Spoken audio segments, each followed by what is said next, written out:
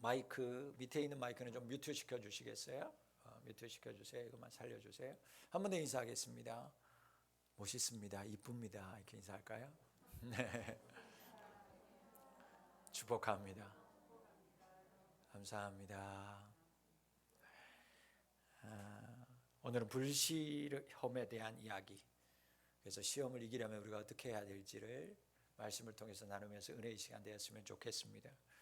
베드로 편지를 이 전서 편지를 쓸 때의 당시 이 편지를 받는 교회들을 이제 소아시아, 요즘에 터키 이쪽 지역을 얘기하는 거죠. 이 성도들이 초대교회에 얼마나 많은 극심한 시험을 당했는지 몰라요. 시험이라고 말하기에도 부끄럽고 우리가 말하기에는 참 죄송하고 박해죠, 박해. 엄청난 박해를 받습니다. 그들이 당했던 고난은 지금 우리가 당하는 고난과는 차원이 다른 고난이었습니다. 초대교회 교인들에게 박해는요, 눈에 보이는 공포 자체였습니다. 실제로 신체에 가해지는 고통을 그들은 받아야만 했습니다. 눈에 보이는 공포는 여러분 참담한 지경이었습니다.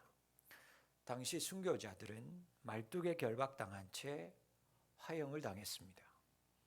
네로 황제는 성도들의 몸을 횃불 삼아서 자신의 정언을 밝히기도 했다는 이야기를 미루어 볼 때 성도들이 당시 당했던 박해는 그들의 입장에서는 엄청난 트라우마로 다가왔을 것입니다. 그런데 신체적, 이 육체적인 고통이 전부가 아니었습니다. 베드로의 편지를 읽어보면 믿는 신자들이 그 시대에 받았던 질시와 외면과 협박은 신체에 가해지는 고통 그 이상이었습니다.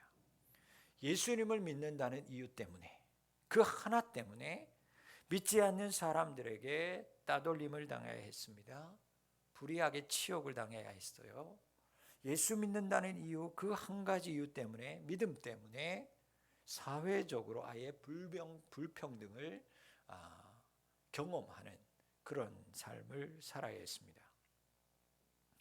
우리가 읽은 오늘 본문 5장 9절 말씀에 보면 믿음을 가진 그리스도인들이 고난을 당하는 줄을 안다, 그렇게 얘기하고 있는데, 여러분 이 말은 무슨 뜻이냐면 당시 신자들이, 성도의 고난이 어떤 거였냐, 국민이 세금을 내는 것과 같았다, 그 얘기예요.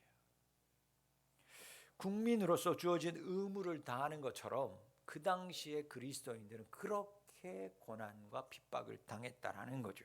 즉 하나님의 뜻과 어긋난 일이 비일비재하게 일어나던 그 시대에서 믿음을 가진, 그 참된 믿음을 가진 사람은 누구나 세상 앞에서 말하는, 지금 앞에서 이야기했던 그러한 고난을 세금 내듯이, 즉 요즘 우리말로 말하면 밥 먹듯이 했다라는 거예요. 밥 먹듯이.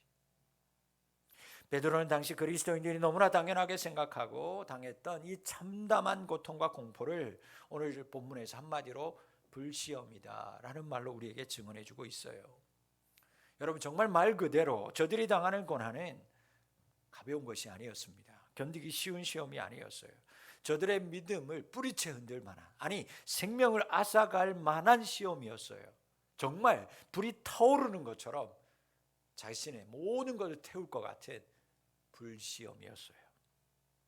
그런데 이러한 공포와 고통, 즉 불시험 앞에서도 초대교회 성도들은 이 공포를, 이 고난을 이겨냅니다. 아니 도대체 어떻게 초대교회의 성도들이 자신에게 다가오는 이 불시험을, 박해를, 고난을 이겨낼 수 있었을까요? 여러분 그분들은 밥 먹듯 했던, 밥 먹듯이 찾아오는, 그들에게 다가오는 그 위협과 공포와 박해를 여러분 희망이라는 무기를 품고 이겨내기 시작합니다.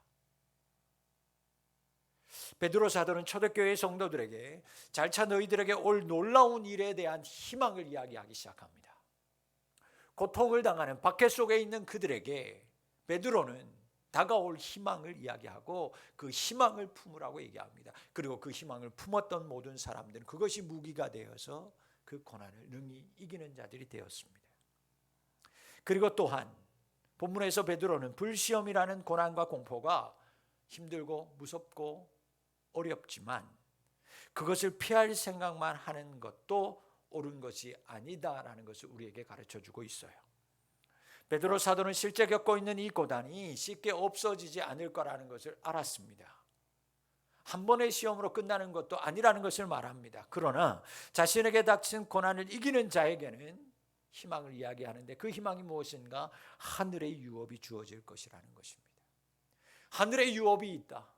그것을 보고 이겨내야 된다. 인내해야 된다. 그래서 반드시 이겨내라라고 얘기합니다. 이기는 자에게 하늘의 유업이 있다고 말씀하는 거예요. 받는 고난이 크지만 고난이 큰 만큼 그는 기쁨도 더 크다라는 것을 이야기하면서 고난받은 후에, 고난받게 된 후에, 이기고 난 후에 받게 될 그 기쁨에 대해서 이야기하면서 너희들이 받게 될 그 기쁨은 세상이 주는 그 기쁨과는 차원이 다른 기쁨이다. 그 기쁨과는 말할 수 없는 진짜 진정으로 영원한 기쁨이라는 것을 기억하면서 고난을 피하지 말고 이겨내라. 베드로는 당부합니다.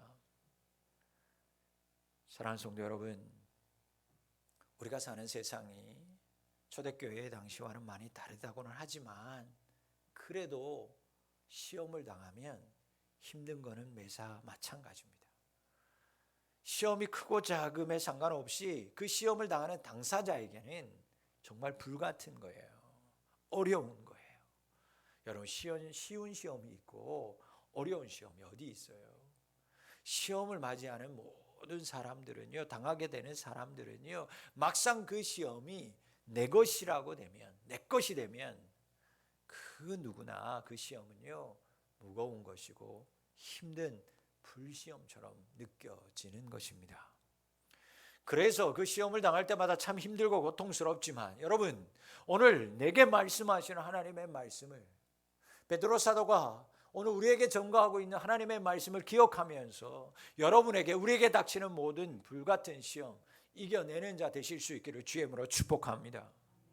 쉽게 끝나지 않겠지만, 여러분 긴 싸움이 되겠지만 이 고난과 이 시험과 박해를 이기면 여러분 동일하게 우리에게도, 여러분에게도 하늘의 유업과 믿을 수 없는 하늘의 기쁨, 이긴 후에, 이 고난을 이긴 후에 세상과 비교할 수 없는 기쁨, 그 하늘의 기쁨이 주어진다는 것을 믿고 내게 이미 와 있는, 또 오게 될 모든 불시험을 이기는 우리 성도님들이 되었으면 좋겠습니다.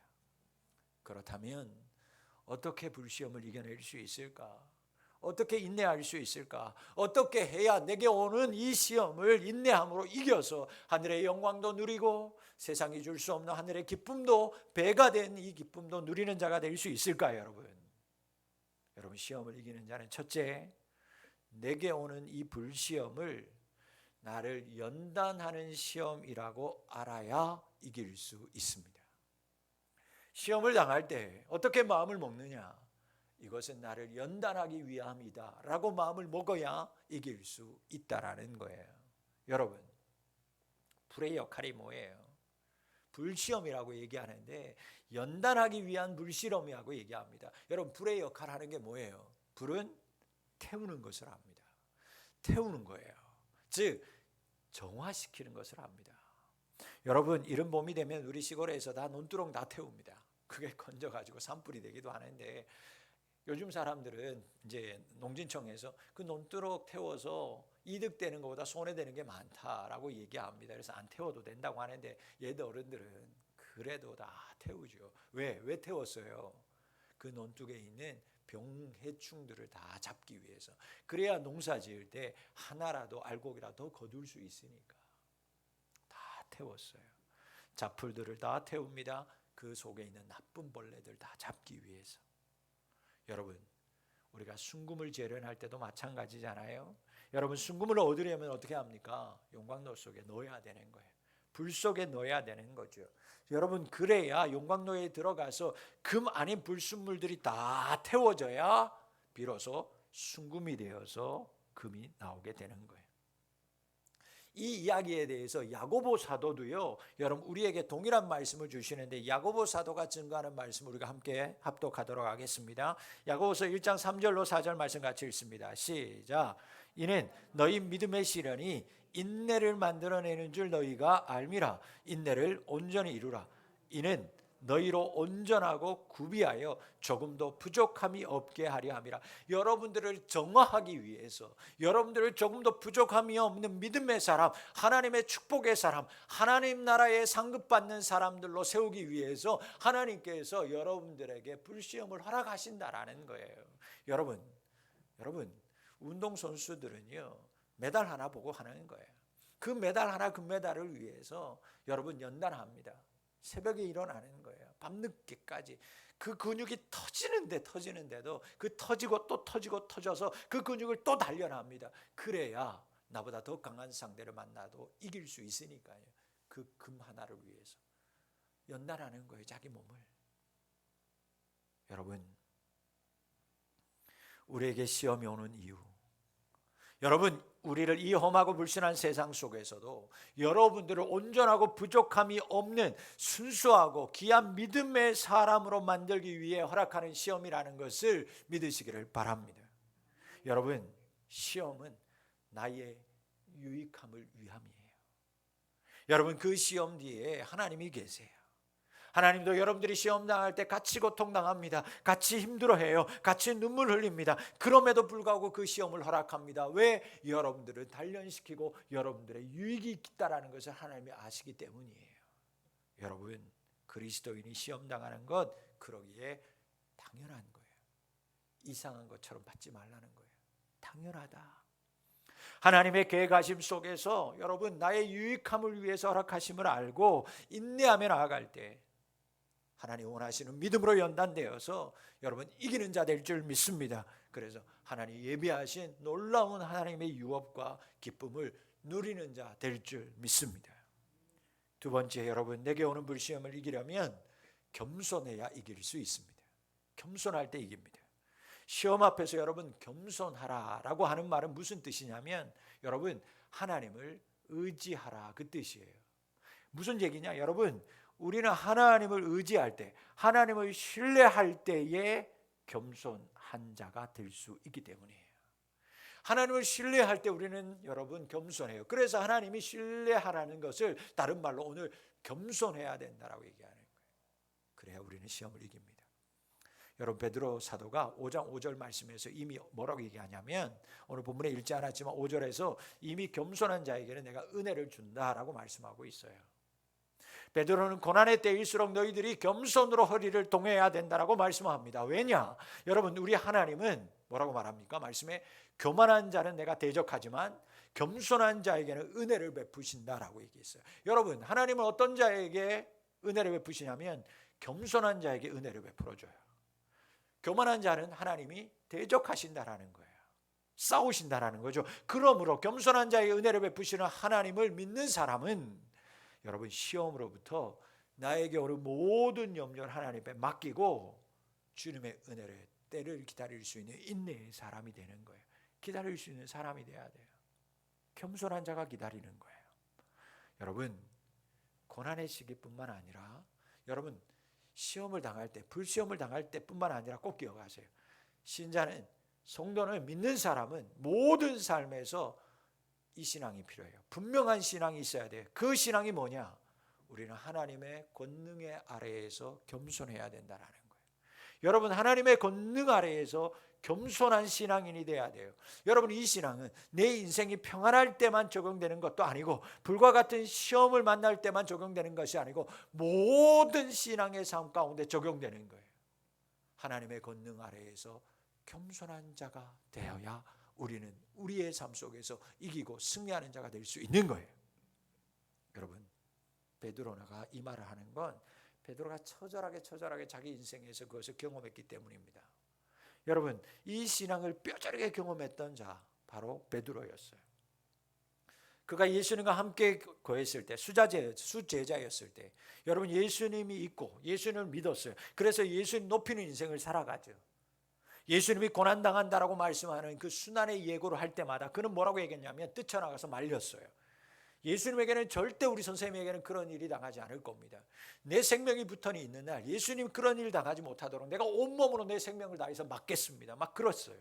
당당하게 말했어요. 그러나 실제 그런 일이 일어났을 때 시험을 당하는 십자가의 장소에서 예수님이 잡히는 고난 앞에서 베드로는 꽁무니를 슬쩍 뺍니다.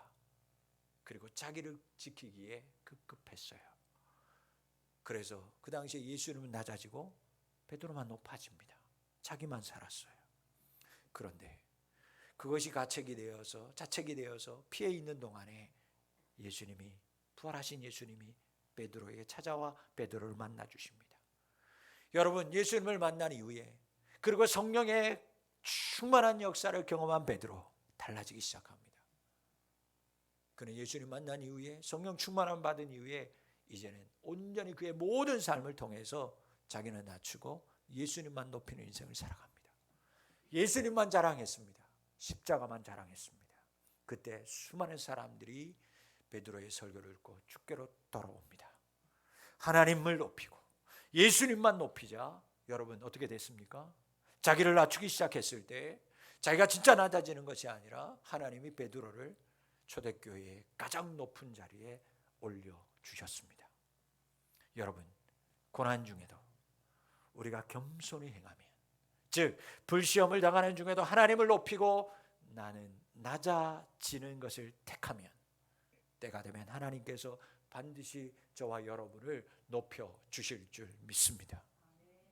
여러분, 겸손은 성품의 성질이라고 생각합니까? 그렇지 않습니다. 여러분, 겸손은 성품의 문제가 아닙니다. 겸손은 하나님을 바라보면서 행하는 것이 겸손인 줄 믿으시기를 바랍니다.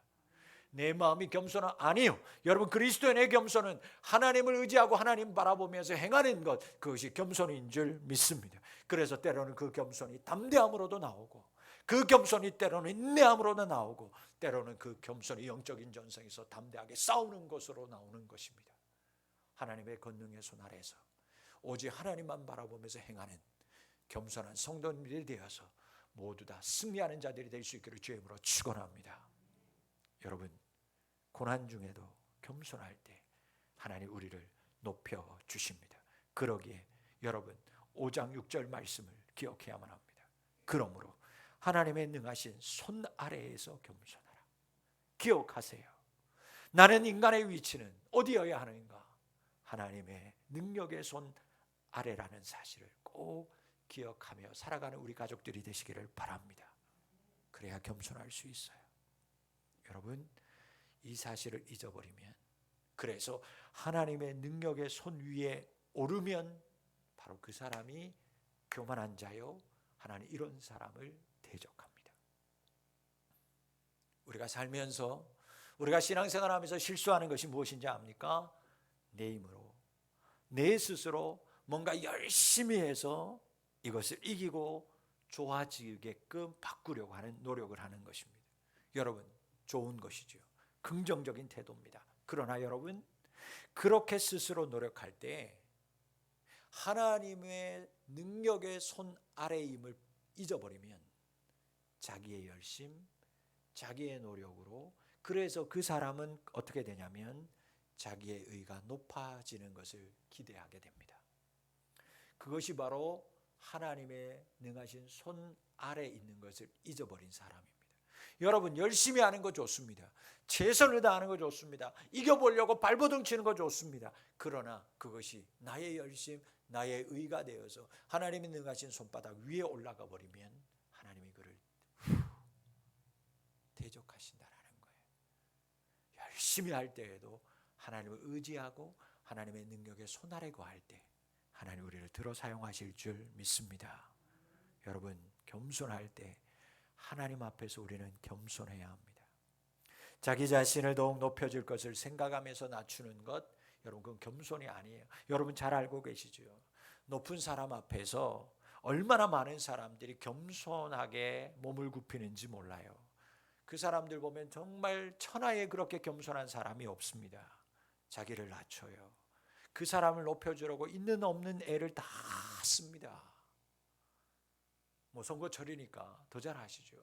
그 사람 하나 높여주기 위해서 그보다 평소보다 더 높다고 하는 사람들이 그곳까지 찾아가서 그 사람 잘하는 사람이라고 얼마나 높여주는지 몰라요. 왜 그래요?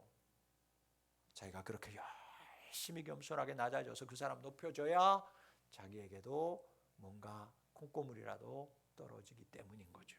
여러분, 자기가 높아지는 것을 기대하면서 자기를 낮출 때까지 바짝 낮추는 건 여러분, 그것을 겸손이라고 말하는 사람은 없고요. 우리도 그걸 겸손한 사람이라고 인정하지도 않아요. 그러므로 하나님 앞에서 늘 겸손한 사람이 사람 앞에서도 겸손한 자가 될 수 있어요. 우리가 진정으로 이렇게 겸손해질 때 우리 스스로 높아지지 않습니다. 하나님이 우리를 높여주실 줄 믿습니다.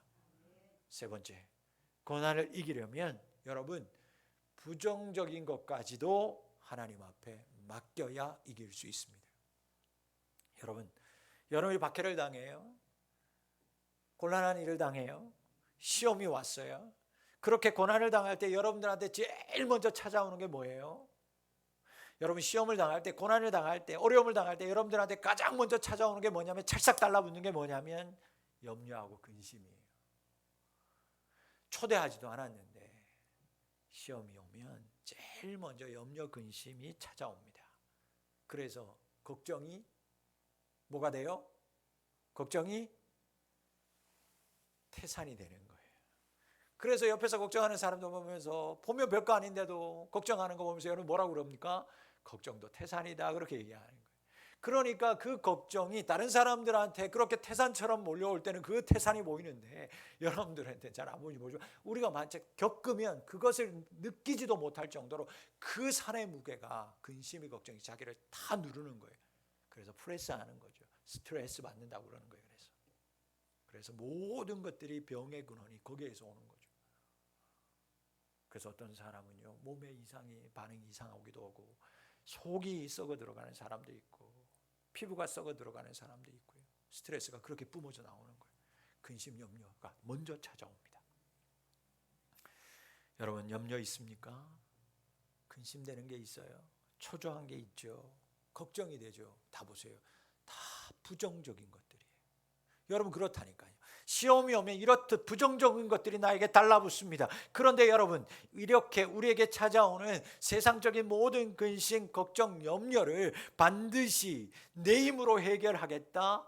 여러분, 그건 진짜 무모한 생각이에요. 해결책이 되지 않아요. 세상에서도 이제는 웬만하면 다 정신과 찾아가라고 얘기하는 거예요. 정신과 찾아가는 거 이상한 거 아니니까 가서 해결받아야지. 자기가 그것을 병원, 내가 그리스도인데 목사인데 어떻게 정신과를 가? 여러분, 아니요. 해결받으려면 여러분 얼마든지 하나님이 해결해 주신 세상의 모든 것들을, 은혜와 은사들을 경험하고 그것을 여러분 테스트하고 자기에 적용할 수 있어야죠. 그런데 그것을 내가 하겠다? 여러분, 무모해요. 그건 해결책이 아니에요. 여러분, 우리에겐 그것을 스스로 해결할 능력이 있는가? 여러분, 그 능력이 없어요. 오히려 내 힘으로 문제를 해결하다가 오히려 여러분 얼마나 더 큰 낭패를 경험한 적이 얼마나 여러분 많아요. 그렇잖아요. 끙끙끙끙 앓다가 내가 해보려다가 오히려 더 큰 문제가 돼서 그때는 호미로 막을 것을 포크레인으로도 못 막는 일들이 생기는 거예요. 여러분, 이러한 부정적인 것을 내가 해결하다 보니까 더 깊은 문제 속으로 빠져들어서 더 큰 문제를 끌어안고 사는 것을 우리는 경험해 봤어요.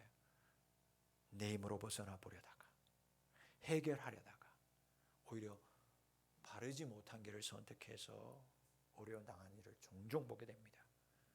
그러고 나서는 다들 어떻게 얘기합니까? 왜 그랬냐고, 왜 혼자 걱정했냐고, 얘기하지 그랬냐고. 그렇게 얘기하면 다 이렇게 얘기해요. 어쩔 수 없었다고. 나도 걱정과 근심에서 벗어나기 위해서는 나도 어쩔 수 없이 이렇게 떳떳하지 못한 방법인지 알고 있었지만 내가 할 수 있는 방법은 다 써볼 수밖에 없었으니까 나도 이랬다고. 나도 오죽하면 이랬겠냐고. 시험이 올 때 제일 먼저 나에게 찾아와서 힘들게 하는 부정적인 것들을 내 힘으로 해결하다 보면 우리는 늘 변명하며 살아요. 그렇게 살 거예요. 여러분, 그렇게 살아가시겠어요?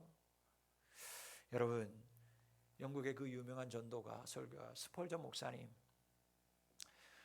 몸이 아파서 병석에 누워 있을 때 가까운 지인 목사님들이 지인분들이 찾아와서 위로할 때마다 그분이 이렇게 얘기했다고 합니다. 물론 아파요. 목사님 고맙습니다. 찾아와 주셔서. 근데 많이 아픕니다. 고통스럽습니다. 그러나 제 고통보다도 주님이 제게 더 가까이 계신 것을 저는 압니다. 그 고난을 이겨내더라는 거예요. 여러분, 염려와 근심, 초조, 여러분 가장 가까이 계시는 하나님 앞에 그것마저도 맡길 수 있는 우리 성도님들이 되실 수 있기를 축원합니다. 그때 나의 힘이 아니라 하나님의 능력으로 이기게 하실 줄 믿습니다. 부정적인 것까지도 여러분들이 생각하는 것보다 하나님이 여러분들보다 더 가까이 계실 거예요. 여러분이 생각하는 것보다 여러분 하나님은 여러분들보다 더 가까이 계심을 믿고 그 모든 찾아오는 달라붙으려고 하는 그 부정적인 것 하나님 앞에 맡길 때 시험을 이기게 되는 자 될 줄 믿습니다.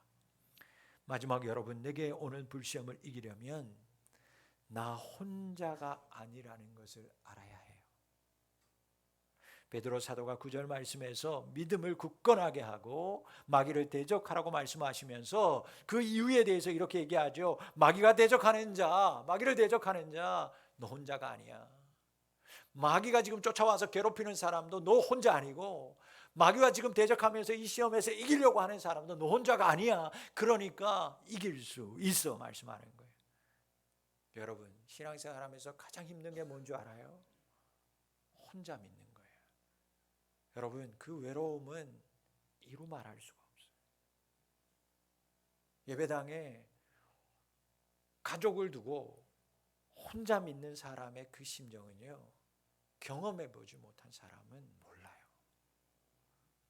여러분, 믿는 것 중에 가장 고통스러운 게 바로 믿으면서도 홀로 외로이 신앙생활하는 거예요. 그게 가장 고통스러운 걸 아셔야 돼요.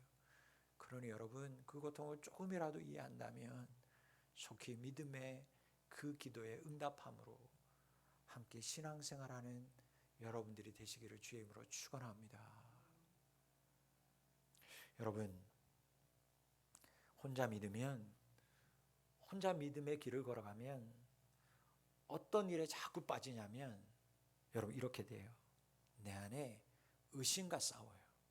이건 전혀 안 싸워도 될 문제인데 혼자 믿게 되면 의심과 싸우게 됩니다. 뭔 얘기냐면 혼자 믿으면 어떻게 되냐면 내가 이렇게 신앙생활하는 게 맞나?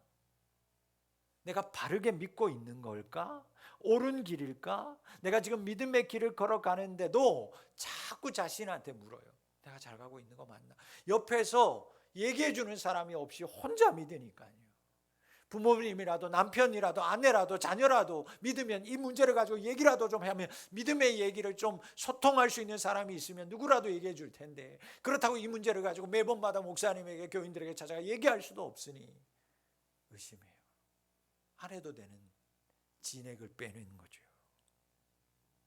그러나 주위에 내 가족 중에 여러분 이렇게 믿는 사람이, 같은 사람이 있다면, 여러분 그런 사람이 많다는 것을 알기만 한다면 여러분 그 자체가 힘이 되는 거예요. 그렇지 않아요, 여러분? 나와 같은 처지에 있는 사람이 또 있구나, 그것만 돼도요 위로가 되는 거예요. 여러분, 교회에서도 마찬가지예요. 문제가 생겼어요. 목사님에게 찾아오는 것보다 여러분 제가 아무리 많이 기도해주고 아무리 여러 가지 위로해줘도요, 여러분 그 문제를 경험했던 사람이 얘기해 줄 때 여러분 그 사람이 훨씬 더 큰 위로를 받고요 힘을 얻어요. 어느 교회에서 있었던 예화인데, 한 분이 이제 등록을 하셨는데 등록하는데 이분이 다른 걸 아무것도 못 적고 있는 거예요. 그래서 괜찮으니까 어떤 거라도 괜찮습니다, 목사님이. 근데 하다가 가정에 불의의 사고를 당해서 혼자 남게 된 사람이니까 적을 게 없는 거예요. 가족 상황에 대해서 적을 것도 없고 그 이야기를 또 다 하자니 마음에 너무나 고통스러워서 목사님한테 그냥 간단하게만 홀로 있는 믿음의 사람입니다. 좀 어려움을 당해서 지금 혼자입니다. 시간이 많이 지났어요. 그런데 그 교회에 불의의 사고를 당해서 홀로 된 가정이 생겼을 때 목사님이 마치 그때 그분이 생각납니다. 그래서 목사님이 그분을 대동해서 그 자매에게 찾아갑니다. 어려움 당한. 목사님이 아무리 어떤 이야기를 하는 게 아니라 이 한 분이 그분을 손잡고 같이 위로해 줬을 때, 같이 울어줬을 때 그 마음이 통하니 그 영혼들이 회복되는 것을 목사님이 경험하기 시작하는 거예요. 여러분, 주위에 자신과 같은 사람이 있다, 그것도 많이 있다라는 걸 알 때 그 자체로 위로되고 힘이 얻는 거예요. 여러분, 엘리야가 갈멜산에서 어떤 능력을 행합니까? 850대 1의 거짓 선지자들과 대결합니다. 제단을 쌓고 물을 붓고 도랑을 파요. 아침부터 저녁 늦게까지 거짓 선지자들이 기도하기 시작합니다. 불을 내려달라고, 불을 내려달라고. 바알 선지자, 아세라 선지자가 춤을 추며 난동을 부려요. 자기가 안 되니까 그때는 그들은요, 그 신 앞에서 자신의 신앙을 드러내기 위해서 가장 큰 것은 자기의 몸을 해하는 거였어요. 그래서 나는 믿음이 있노라고 그들이 몸을 해하기 시작합니다. 피를 흘리기 시작하면서 불을 내려달라고 잠잠합니다. 더 해라, 더 해라 엘리야가. 너의 신들이 잠자나보다 더 부르짖어라. 밤이 새도록 늦은 시간까지 다 지쳐 다 꼬꾸라지기 시작합니다. 자, 엘리야가 주님을 위해서 기도하기 시작합니다. 하나님, 이곳에 모인 모든 백성들이 진짜 신이 누구인지 보여주소서. 그때 하늘에서 불이 내려옵니다. 그렇게 많은 물을 쏟아부었던 도랑과 흙과 돌까지도 본문에 보면, 열왕기의 말씀에 보면 다 타서 없어졌다 그렇게 말씀하고 있어요. 하나님의 능력을 경험했어요. 그 자리에서 거짓 선지자들 다 죽였어요. 승리했어요. 그리고 더 기도하기 시작합니다. 하나님, 이 땅의 백성들에게 하나님이 하나님임을 보여주세요. 이 땅의 기근이 심합니다. 비가 내려오지 않습니다. 그래서 모든 사람들이 기근해서 말라 죽고 있습니다. 기도하기 시작합니다. 7번을 기도합니다. 무릎에다가 자기의 머리를 놓고요, 얼마나 힘들게 간절하게 기도하는지 7번을 기도합니다. 그때 저 끝에서 손바닥만한 구름이 하나 올라오기 시작하죠. 거기에서 큰 비의 소리를 듣기 시작합니다. 온 이스라엘 땅에 비가 내리기 시작합니다. 하나님의 살아계심을 온 세상 백성들이 보고 알았어요. 여러분, 얼마나 대단합니까? 승승장구한 거예요. 떳떳합니다. 하나님을 증거하고 살아야죠. 이것이 하나님의 능력이다. 너희들 예수 믿어야 된다 해야 될 거 아니겠어요? 그런데 이 소식을 들은 그 당시에 여인이 있었죠. 왕의 여인, 바로 이세벨 여왕. 이세벨 여왕이 엘리야에게 살인 경고장을 보냅니다. 너를 죽여야 내가 살겠구나. 그가 그 이야기를 듣자마자 어떻게 합니까? 도망가기 시작해요. 한순간도 쉬지 않고요, 하루 종일 도망갑니다. 그러다가 광야 한 곳에 지쳐 몸에 기댔는데 그 나무가 로덴 나무라고 그러잖아요. 거기서 그는 그렇게 하소연합니다. 하나님, 나 죽여주십시오. 죽여달라는 거예요. 지금 하나님의 놀라운 권능을, 불을 보았고 물을 본 사람이, 하나님의 살아계심을 본 사람이 이 여인의, 여왕의 경고 앞에서, 살인 경고 앞에서 나 이제 못 살겠으니까 죽여달라는 거예요. 죽여달라고 하소연합니다. 그러다가 지쳐서 잠이 들어요. 그때 하나님이 천사를 보냅니다. 그의 머리밭에다가 물 하나, 떡 하나를 두고 떠나요. 여러분 같으면 어떨까? 하나님이 나를 이렇게 사랑하시는구나. 그럼 그 물과 떡을 먹고 어떻게 해야 될까요? 이세벨에게 찾아가야죠. 죽이려면 죽여라. 죽으면 죽으리로다. 그렇게 믿음으로 선포했을 때 하나님이 그를 지키지 않았겠어요? 그런데 이 엘리야, 그 하나님의 영적인 권능과 은혜를 다 경험한 엘리야가 그 하나님이 예배해 두신 떡과 물을 먹고 어떻게 하냐면 기운을 차려가지고요, 다시 도망가는데 40일 동안 도망갑니다. 안 죽겠다라는 거예요. 나는 살아야 되겠다라는 거예요. 나는 살고 봐야 되겠다라는 거예요. 그래서 그 이세벨의 그 억압이 두려워서 40일을 쉬지 않고 도망갑니다. 그런데 마침 40일 도망가다가 도착한 그곳이 어디였냐면 호렙산이었어요. 호렙산이 어디였어요? 모세를 하나님께서 만나 주신 곳 호렙산에 갑니다. 그런데 그곳에 어김없이 하나님이 또 찾아와요. 그러니까 그가 안 되겠구나 포기하고 하나님 나 이제 하나님 뜻대로 할게요가 아니라 뭐라고 얘기하냐면 이렇게 하소연하기 시작해요. 하나님, 다 죽었는데요. 다 죽었습니다. 나처럼 신앙생활 하던 사람, 나처럼 믿음생활 하던 사람들은 다 죽었어요. 그럼 나도 죽을 텐데. 다 죽었어요. 아무도 안 남고 싹 죽었어요. 나와 함께 믿었던 사람 다 죽었습니다. 그런데 이제 저들이 내 생명도 빼앗으려고 합니다. 나는 못합니다. 그때 하나님이 엘리야에게 하신 말씀이 열왕기상 19장 18절 말씀에 나옵니다. 여러분 다 같이 한번 같이 읽겠습니다. 여러분 열왕기상 19장 18절 하나님이 엘리야에게 주신 말씀입니다. 시작. 그러나 내가 이스라엘 가운데 7,000명을 남기리니 다 바알에게 무릎을 꿇지 아니하고 다 바알에게 입맞추지 아니한 자니라. 할렐루야. 자기는 다 죽었다고 생각했어요. 나만 남았다고 생각했어요. 두려웠어요. 그래서 포기하려고 합니다. 그때 하나님이 얘기합니다. 아니, 너와 똑같이 믿음으로 지금도 발버둥 치며 시험 앞에서 불시험에서 이기려고 하고 기도하고 준비된 자가 아직도 7,000명이나 있다. 정확한 숫자까지 말씀하면서 기운내라는 말씀 아니겠어요? 이길 수 있다라는 얘기 아니겠어요? 너 혼자가 아니야. 7,000명의 사람들이 있어. 이사야 시대에 하나님 뭐라고 얘기합니까? 여러분 이사야 예레미야 시대에 다 쓰러지는 시대였어요. 바벨론으로 다 포로로 잡혀가는 시대, 우상이 우글우글하는 시대, 믿는 사람이라고 찾아볼 수 없는 시대, 그래서 터진 웅덩이를 만들어서 생명 없는 삶을 살았던 그 시대. 그런데 하나님이 이사야 선지자를 통해서 뭐라고 얘기하냐면 그래 그 모든 고목나무가 잘려가지만 그 고목나무에 남아있는 구루터기가 있지 않느냐. 그 구루터기에서 한 생명이 나와서 이 땅을 회복시킬 거야. 그것이 남은 자의 사상 구루터기의 신앙이라고 이사야 선지자 예레미야에게 하나님께서 말씀하시는 거예요. 남은 자가 있다라는 거예요. 다 잘려나갔지만 다 태워 죽었지만 다 죽은 것처럼 보이지만 바알에게 무릎 꿇지 않은 사람 7,000명이 있고 아직도 그 모든 환란에 다 잘려나갔지만 아직도 그 구루터기는 남아 있다라는 거예요. 사랑하는 성도 여러분, 은혜로 택하심을 받은 나와 같은 믿음의 무리가 여러분 곁에 있음을 기억하는 우리 성도님들이 되실 수 있기를 바랍니다. 믿음 때문에 시험당하는 사람이 나만이 아니라는 것을 알고 계세요. 믿음의 시험 때문에 싸우고 있는 사람이 나뿐만이 아니라 내 주변에 있다는 것을 기억하시기 바랍니다. 여러분 둘러보세요. 둘러보세요. 지금 그 둘러보고 곁에 있는 우리 푸비 가족들이, 옆에 있고 앞에 앉아있는 여러분들의 우리 푸비 가족들이 내가 고난당하고 내가 염려 가운데 쌓여 있을 때 함께 짐을 져줄 수 있는 믿음의 동력자라는 사실을 꼭 기억하실 수 있기를 바랍니다. 그때 이길 수 있는 거예요. 여러분 한 줄은 쉽게 끊어집니다.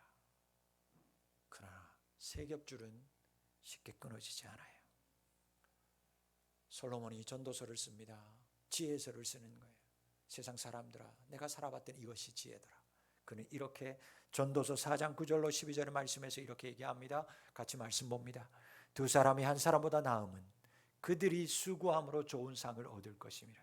혹시 그들이 넘어지면 하나가 그 동물을 붙들어 일으키려니와 홀로 있어 넘어지고 붙들어 일으킬 자가 없는 자에게는 화가 있으리라.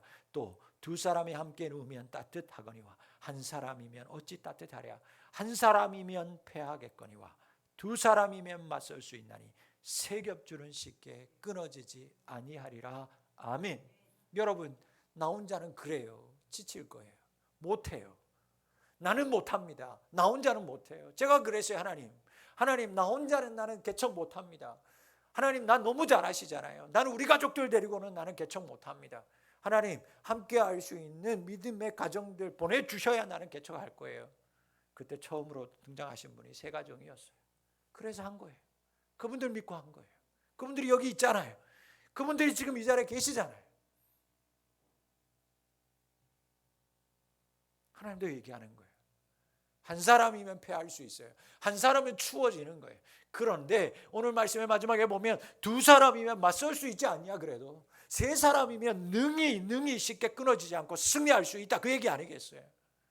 둘만 있어도 맞설 수 있고 셋만 있어도 승리할 수 있다. 여러분 우리 주변을 보세요. 옆을 보세요. 여러분 옆에 좌우를 보세요. 그 사람이 이길 수 있는 거예요. 함께 하는 거예요. 여러분 아브라함이 아무것도 없었어요.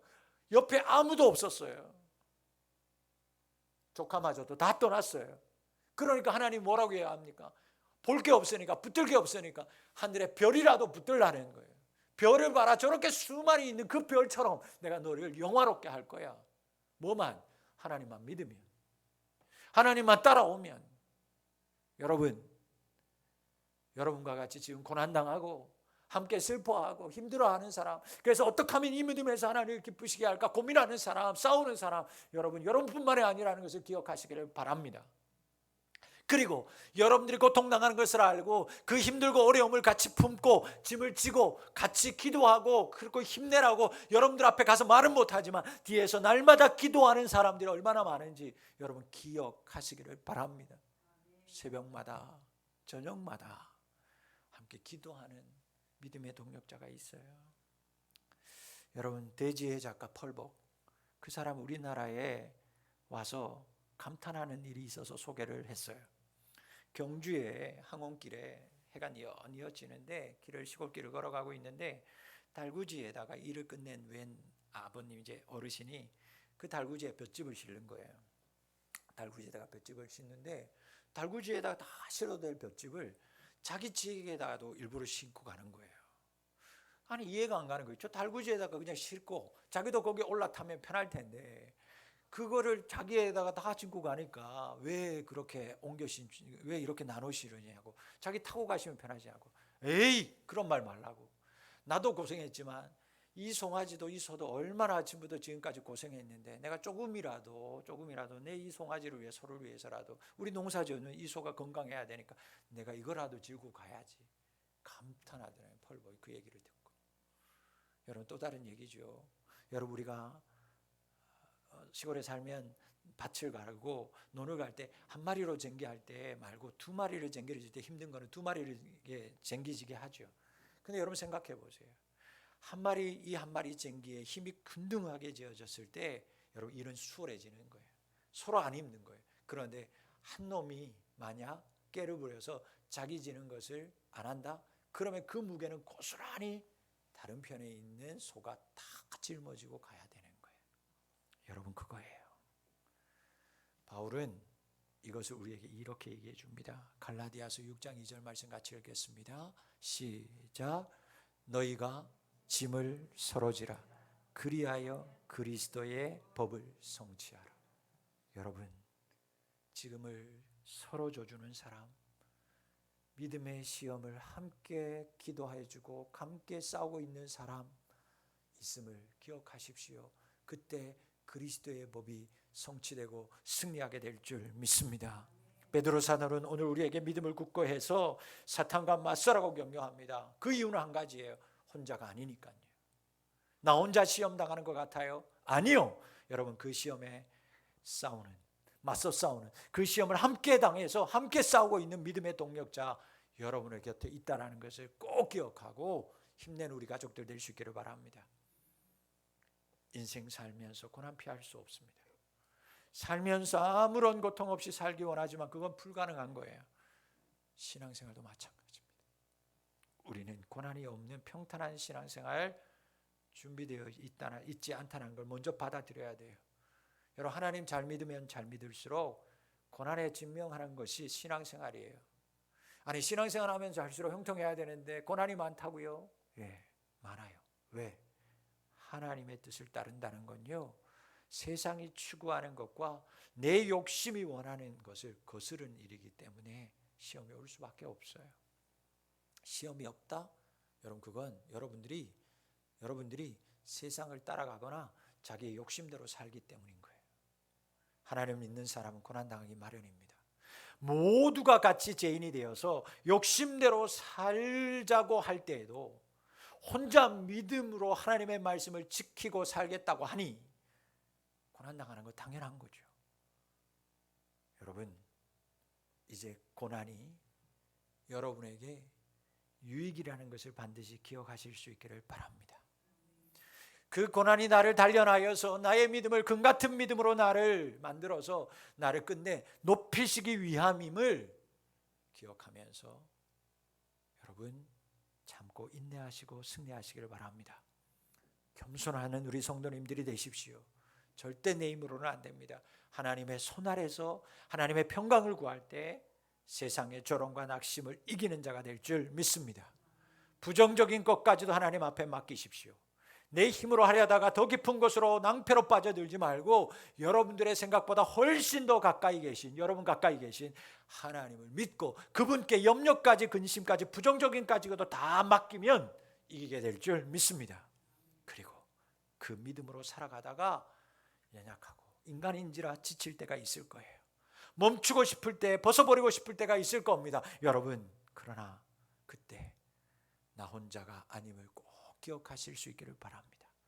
나와 같이 이런 고민을 하고 내가 당하는 고난을 당하는 아픔이 있는 또 다른 사람이 내 옆에 있다는 것을 기억하시기를 바라요. 하나님이 나를 위해 내 곁에 두신 믿음의 사람들을, 우리 푸른비전교회 가족들을 기억하시기를 바랍니다. 함께하면 위로받게 되고 함께할 때 이길 수 있습니다. 여러분에게 이런 함께하는 믿음의 동력자가 세워지고 생겨날 수 있기를, 그리고 더욱 돈독해질 수 있기를 주의 이름으로 축원합니다. 말씀을 맺습니다. 여러분, 내게 오는 이 고난 내 힘으로 이길 수 없습니다. 그리스도께서 먼저 고난을 당하셨습니다. 그리스도께서 죄의 권세를 깨뜨리셨습니다. 악한 영들이 이미 힘을 잃었습니다. 이것을 아는 것만으로도 우리는 셈을 얻을 수 있습니다. 그럼에도 불구하고 하나님 우리에게 말합니다. 하나님이 함께 하신다고, 믿음의 동행자가 함께하고 있다고 말합니다. 여러분, 기운 내십시오. 겸손하게 하나님 맡기십시오. 반드시 이기게 하실 줄 믿습니다. 살아계신 아버지 하나님, 불시험을 이기고자 합니다. 하나님, 연단임을 믿고 나의 유익음을 믿고 주님 앞에 겸손하게 나아가기를 원합니다. 부정적인 마음이 있을 때 나에게 가까이 계신 하나님 앞에 그것마저도 맡기고 하나님을 믿고 나아가기를 원합니다. 그리고 그것마저도 안 될 때 믿음의 동력자가 함께 나와 함께 고난을 당하고 있고 지금 나와